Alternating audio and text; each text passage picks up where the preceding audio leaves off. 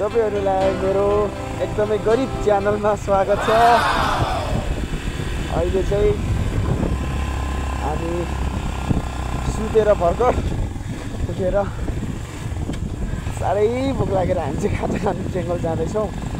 अहिले हामी चाहिँ 3 जना छौँ, हाम्रो प्रजल अनि अप्सन अनि हामी 3 जना छौँ अहिले चाहिँ। अनि एकदमै साह्रै भोक लागिरहेको छ, किनभने अघि दिउँसो चाहिँ हामीले खाना चाहिँ खाएको तर थोरै मात्रै खाइएछ। अनि साह्रै भोक लागेर अहिले चाहिँ हामी खाजा नास्ता लिनका लागि हामी चाहिँ जङ्गल जाँदैछौँ। अनि पानी परेर ठ्याक्कै रोकिएको छ अनि एकदम राम्रो है, हरियाली अनि देखिँदैछ।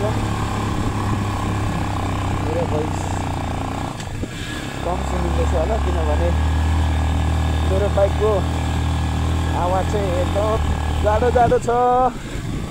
अनि फेरि त्यो माथि हरियाली अनि सुतेर भर्खर उठेको यतिखेर चाहिँ टक्क यसरी बाइकको राइडमा निस्किनु चाहिँ एकदम रमाइलो हुन्छ अनि फ्रेस पनि हुन्छ है आफ्नो माइन्डहरू पनि, अनि एकदम रमाइलो लागिरहेछ।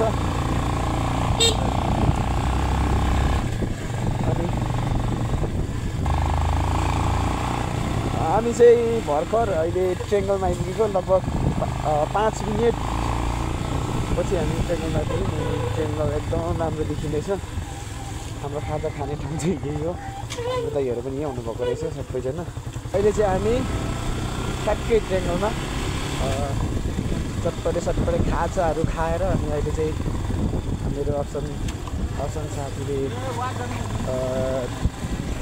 जुत्ता किन्ने अरे, अनि चाहिँ फेरि थोरै सपिङ गर्ने अरे। अनि त्यही भएर हामी चाहिँ जुत्ता किन्नु यहाँ हाम्रो एकदम फेमस दाजुकोमा जाँदैछौँ। अनि यहाँ जुत्ताहरू कस्तो छ हेर्छ, पहिला मनपर्छ भने मेरो साथीले जुत्ता लिन्छ। अनि पसल चाहिँ यही हो, तपाईँहरूले पनि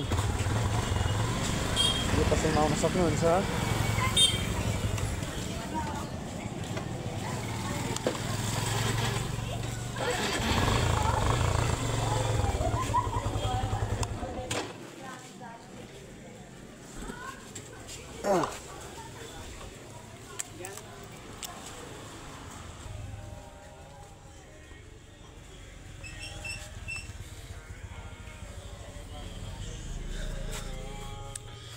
जुत्ताहरू हाम्रो केटोले हेर्दैछ। अनि कुन त्यो ठुलो खाएको किन्ने?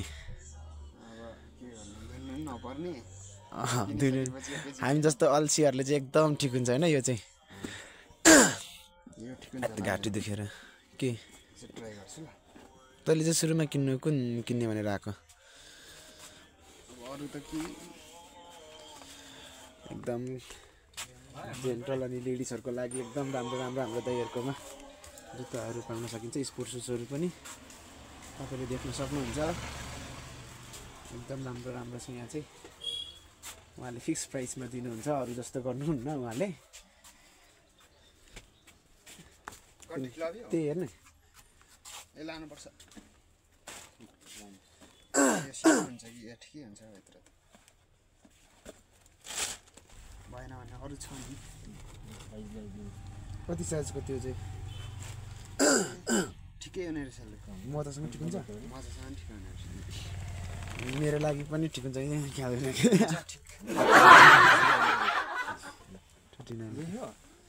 ल एकैचोटि किनिहाल्ने। छोरा मान्छेको बानी चाहिँ यो राम्रो हुन्छ, छोरी मान्छे जस्तो धेरै हेरिराख्ने होइन। अब त्यो एकदम मिलाएर धेरै त्यो छोरी मान्छे जस्तो अब एउटा हेर्ने अर्को हेर्ने चाहिँ हुँदैन। हामी छोरा मान्छे चाहिँ यसरी टक्क एउटा हेरेपछि ठिक भएपछि मन परेपछि हामी चाहिँ किनिहाल्छौँ। छोरा मान्छेको राम्रो बानी चाहिँ त्यो हुन्छ भइरहेछ नि त। अनि टक्क इलाम चाहिँ यस्तो राम्रो रमाइलो लाग्छ कि मैले टक्क वरिपरि यता यति हेर्दा होइन राम्रो लाग्छ। यो चाहिँ इलाम बजार हो, यो चाहिँ इलाममा यो चाहिँ छिङ्गु दुलहरू एकदम राम्री हुन्छ। अनि केटाहरू पनि हेर्नु सक्नुहुन्छ अनि केटीहरू पनि एकदम राम्रीहरू हुन्छ होइन। सायद इलाममा अलिक नराम्रो अलिक बुढो चाहिँ मै होला तर पनि म चाहिँ खुसी छु किनभने मैले चाहिँ परमेश्वरले बनाउनु भएको एउटा मास्टरपिस हो क्या संसारको त्यही भएर म चाहिँ खुसी छु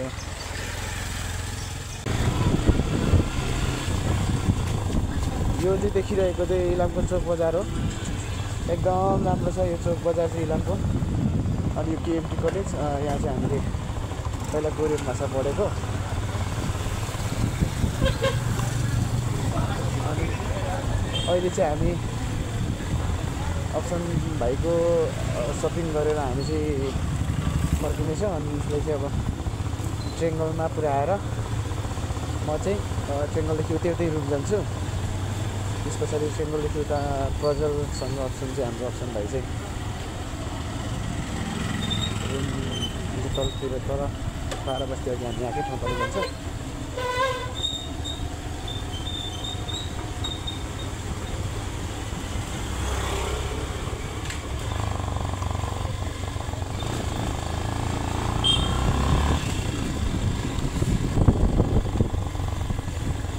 अनि फेरि पनि ट्रेङ्गलमा आएका छौँ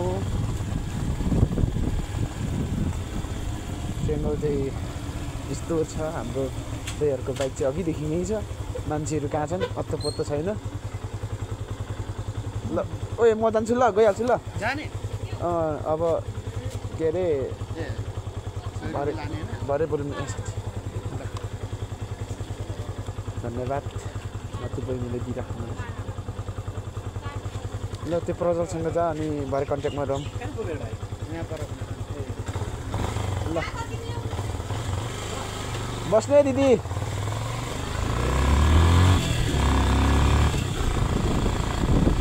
मैले चाहिँ अप्सनलाई ट्रेङ्गलसम्म पुऱ्याएर अहिले रुम फर्किँदै गरेको अनि यस्तो खत्तम बाटो छ नि यहाँ चाहिँ अलिकति पहिलादेखि के भएको मैले अलिकति अप्ठ्यारो छ क्या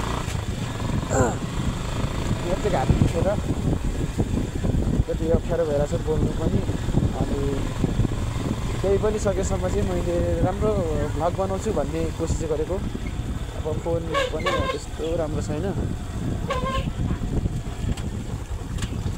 मेरो भाइहरू चाहिँ खुसीबाट आउँदैछ अहिले म उनीहरूलाई पर्खेको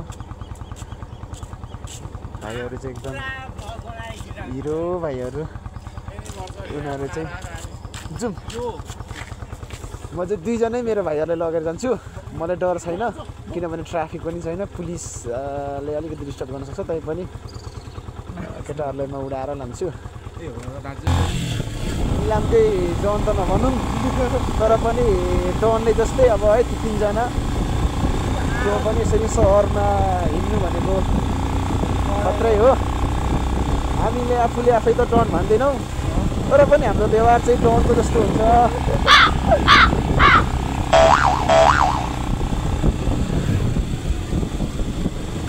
यहाँ चाहिँ बिहे हिजो नै होला सायद बिहे भइसकेको बिहे घर चाहिँ भइसकेको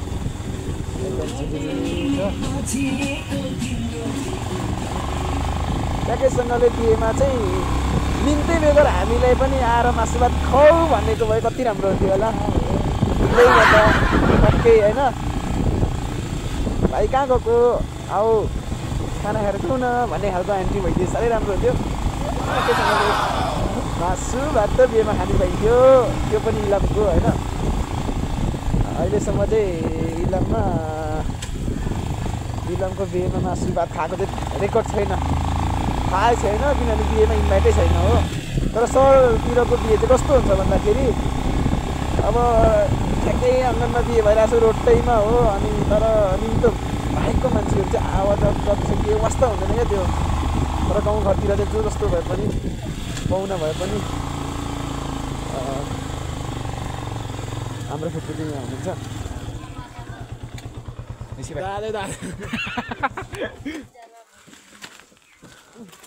यो ठ्याक्कै यो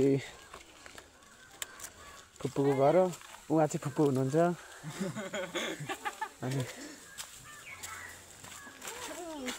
हाँस्नुहुन्छ अनि हामी चाहिँ ट्याक्कै यहाँनिर फुपूको घरमा एकछिन निस्किने भनेर यहाँ एकछिन रोकेको अनि म चाहिँ ठ्याक्कै फुपूको एकछिन यहाँ बसेर म चाहिँ यहाँ माथिदेखि लिएको कालो चाहिँ हाम्रो माथि रुम जाने रुम हो रुम जाने बाटो हो अनि त्यहाँ माथि एकछिनतिर झर्छु यहाँनिर म फुपूकोमा निस्किने काम छ एकछिन निस्किन्छु अब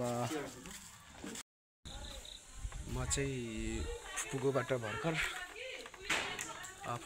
भर्खर निस्केको अब चाहिँ म रुम जान्छु अनि रुममा गएर खाना सब्जी बनाएर खाएर सुत्नुपर्छ होइन आजको लागि चाहिँ ब्लग यति नै मैले जस्तो जानी नजानी बनाएको ब्लग भए पनि तपाईँहरूले माया गरिदिनुहुन्छ भन्ने आशा गरेको छु पनि सकेसम्म राम्रो ब्लग बनाउने कोसिस गर्नेछु भन्दै सबैजनालाई बाई बाई अर्को ब्लगमा भेट्नेछौँ।